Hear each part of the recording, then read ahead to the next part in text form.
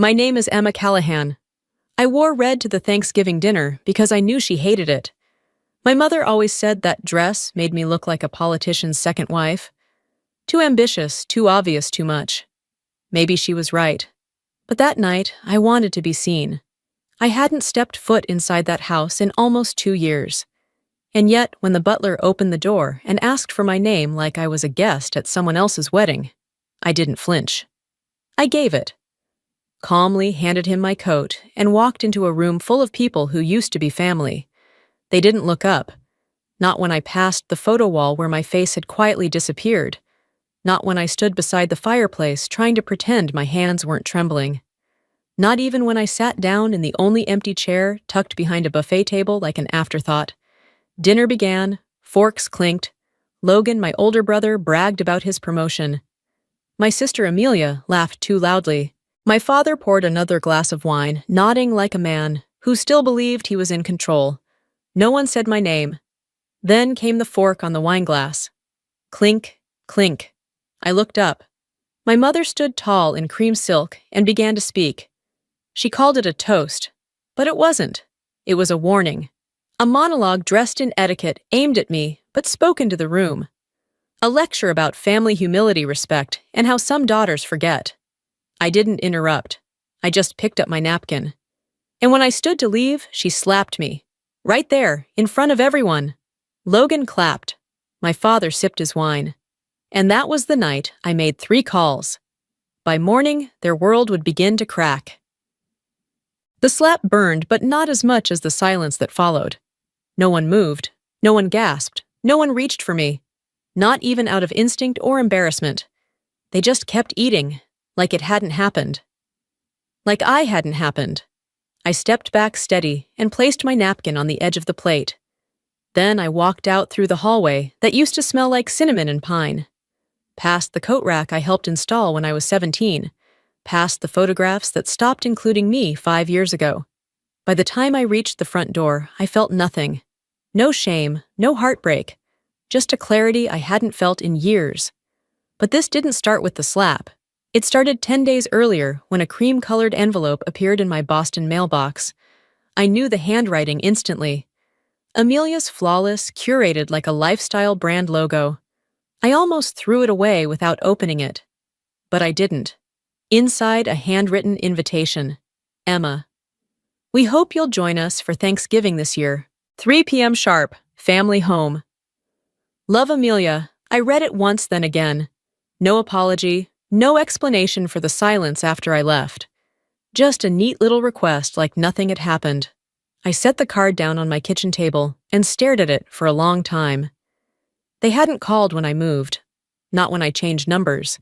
Not even when Mom had her surgery and I flew in from Boston to take care of her, while everyone else posted vacation photos. Now they wanted togetherness. Part of me felt the pull. That old dangerous part that still believed in second chances. That remembered tucking into Mom's lap after night terrors or learning to paint a garage floor with Dad. The part that stitched Amelia's prom dress when her designer backed out and didn't ask for credit. But another part, quieter, stronger, knew this wasn't a gesture of peace. It was a setup. Maybe to humiliate me. Maybe to prove I was the one who left, not the one who was pushed. Still, I bought a train ticket that night. Northeast Regional, Boston to Fairfield. I didn't pack much. Just a simple black coat and the red dress she hated. Not to provoke her. Not exactly. More like a reminder I was no longer the quiet one waiting to be let back in. That morning, the sky outside the train window was gunmetal gray. Cold light stretched over the rooftops, and even the conductor moved slower than usual. Across from me, a woman in her 60s wiped at her eyes with a coffee-stained napkin. We didn't speak. We didn't need to. Everyone rides trains for a reason. By the time I stepped off at Fairfield, the air had that sharp November bite, just cold enough to make you feel alive. I remember thinking this might be the last time I walk into that house as a guest. The next time I'd be walking in with a court order. I just didn't know it yet. The Callahan estate hadn't changed. Same stone lions flanking the driveway. Same trimmed hedges manicured within an inch of their lives. The kind of symmetry that looked beautiful from the outside and suffocating if you stayed too long. I stood at the front steps for longer than I meant to, just staring at the new sign above the door. Family first. Always. The old one used to say, "Welcome home." I hadn't even knocked when the door opened. A man in a black vest held a tablet and asked, "Name." Not hello, not Emma. "We're glad you came. Just a cold scan of a guest list. Emma Callahan." He checked something, then stepped aside. I walked in. The scent of roasted turkey and rosemary tried its best to make things feel warm, familiar. But the warmth stopped at the walls.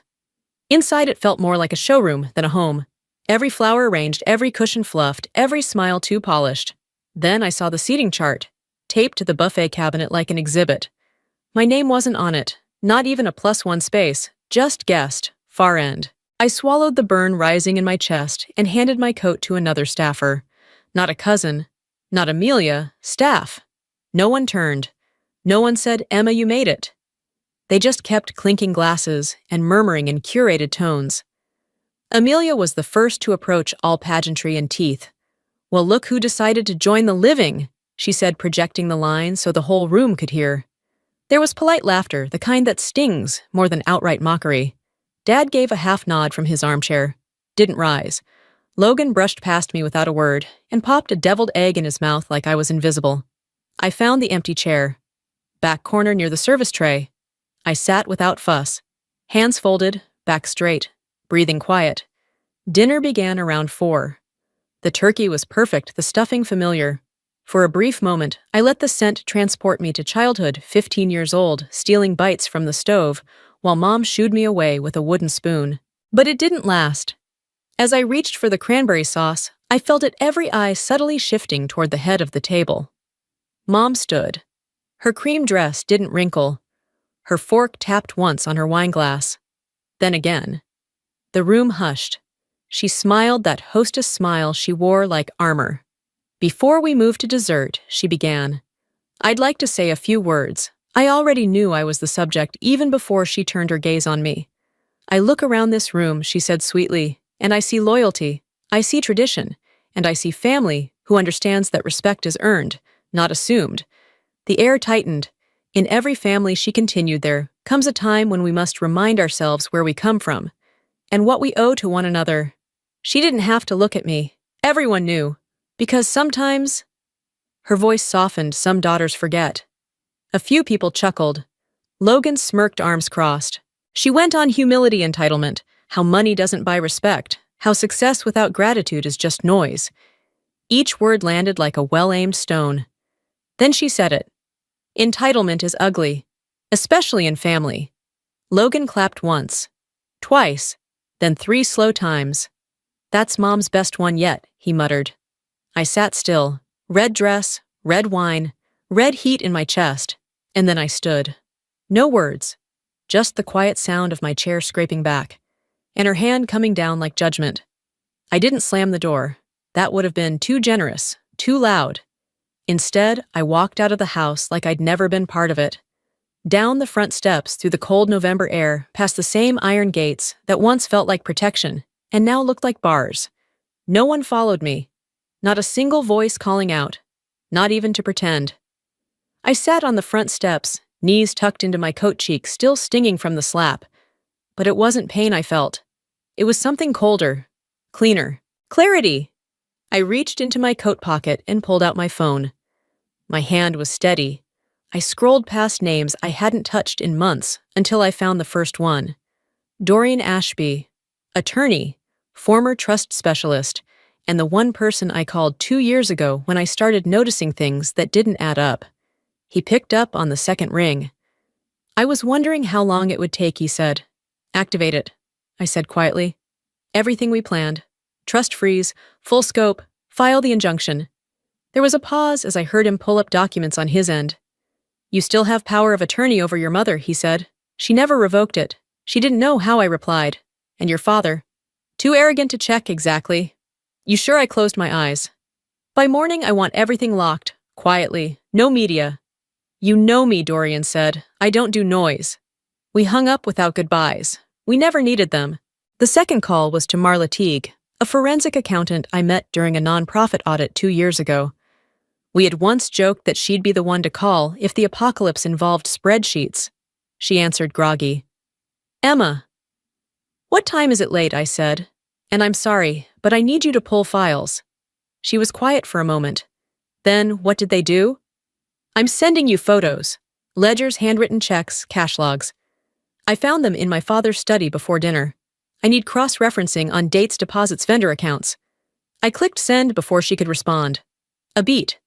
If this lines up, she said, we're not talking about sloppy accounting. This is criminal. I'm not looking for wrist slaps, I said. I'll start now. You'll have a full trace report by tomorrow afternoon. I thanked her, but I don't think she heard it. She was already typing. The third call was the shortest. Ray Kingston, compliance specialist, federal level contact, no small talk. She answered with a yawn. This better be good. I didn't bother with preamble.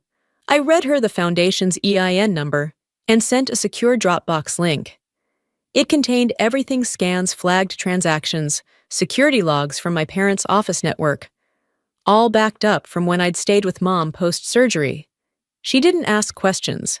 You'll get a subpoena confirmation within 48 hours, she said. That was it. No good luck, no sympathy, just precision. I put down the phone and stared at the dark window in my kitchen. My reflection looked back at me, older, quieter, sharper. My cheek was still flushed, but my eyes, they didn't blink. I made tea, chamomile, honey, muscle memory. While the kettle hissed, I thought about how silence used to be my weakness. Now it would be my weapon. And by the time the kettle clicked off, I had already started writing my next move. Not in anger, not in vengeance, but in truth. Because they hadn't just slapped me. They'd handed me a mirror, and I finally decided to hold it up. I didn't sleep that night. Not because I was overwhelmed, but because my mind was clean, organized, surgical. I stayed up reading, cross-referencing names, reviewing screenshots, voice memos, digital notes I'd filed under a folder called For When They Crossed the Line. At 3:17 a.m., my phone buzzed. Unknown number. I almost let it ring out until I saw the area code, Newark. Then I heard the voice. Emma Callahan. It was a woman, soft, deliberate. You don't know me, but I knew your Aunt Vivian. I worked with her.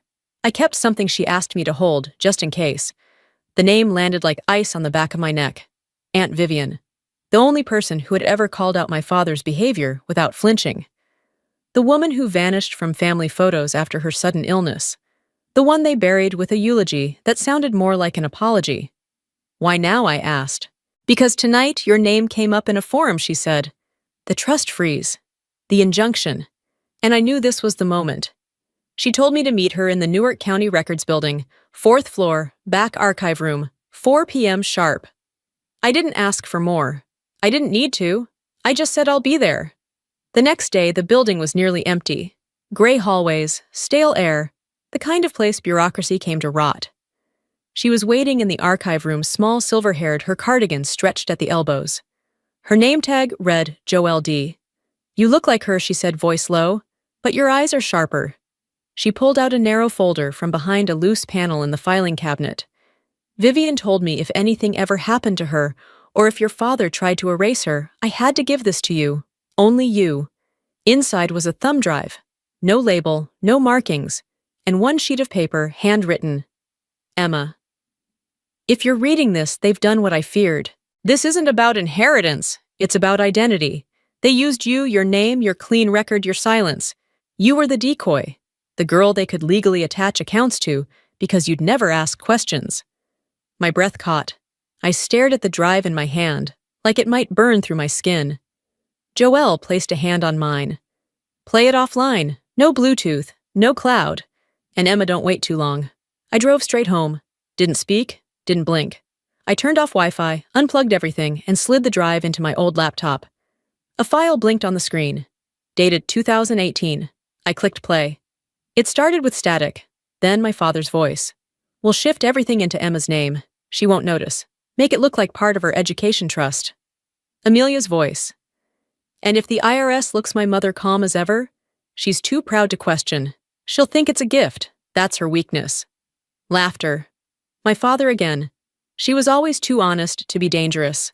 That's what makes her useful. I stopped the audio. My lungs forgot how to breathe. They hadn't just forgotten me. They had designed me. I wasn't the estranged daughter. I was the shell, the paperwork, the front. I let the file play all the way through. They talked about dummy invoices, retirement accounts in Geneva, moving chunks under reporting thresholds. And me, my name was the cover. Not because they trusted me, but because I never looked behind the curtain, until now. The courthouse was colder than I expected. Not the air conditioning, but the stillness. Marble floors, polished benches, and a silence that felt like judgment before anything had even been said. I sat beside Dorian at the plaintiff's table, briefcase in my lap. Across the aisle, my father adjusted his cufflinks.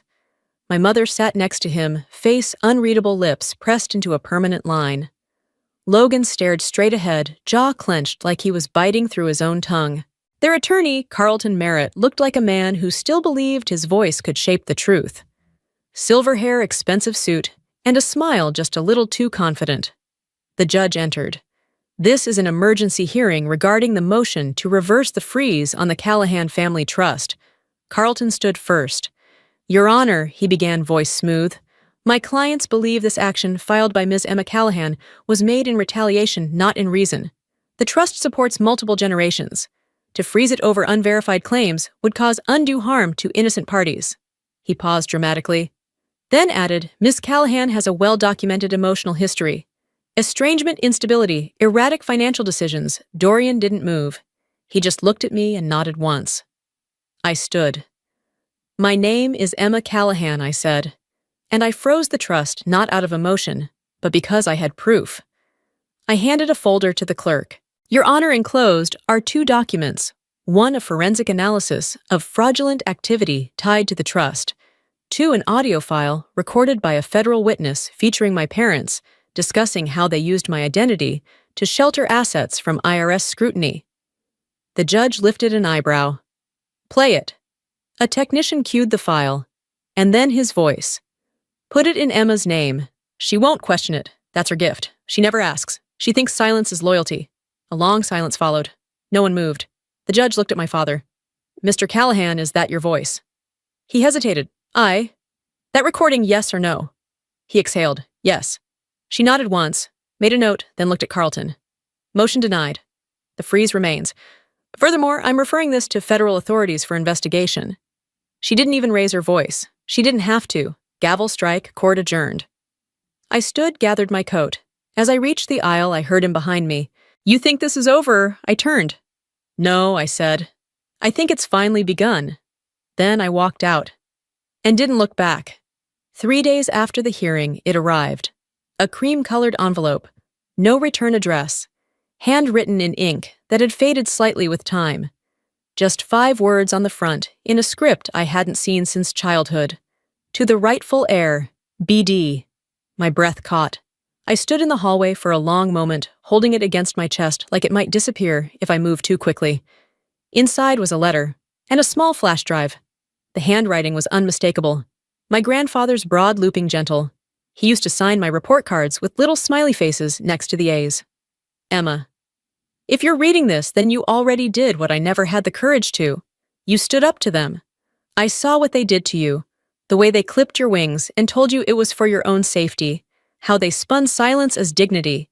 I should have spoken up more, but I couldn't. So I made sure one day you could. I sat down without realizing it. The letter went on explaining how he had created a separate trust, quietly, legally sound, outside their reach. Everything I built in Vermont, the land, the foundation, the cabin, it's yours. Always was. Not because of inheritance, but because you were the only one who saw people clearly and still chose to be kind. He ended it with something he used to whisper when I was little, curled in a bunk bed during a thunderstorm. Build something that lasts longer than anger. I plugged in the drive. There he was, sitting in front of the old stone fireplace, sweater loose at the sleeves, eyes soft but direct.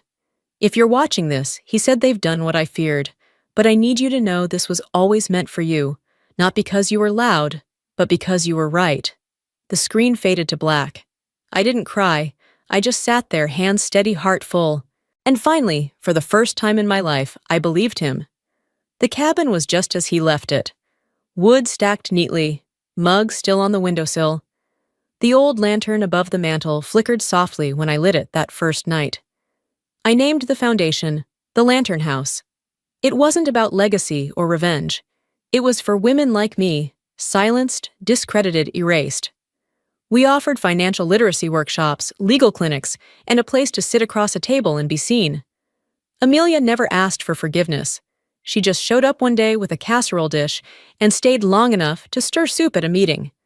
We never spoke about the slap or the silence, but sometimes healing doesn't need permission, just a place to begin.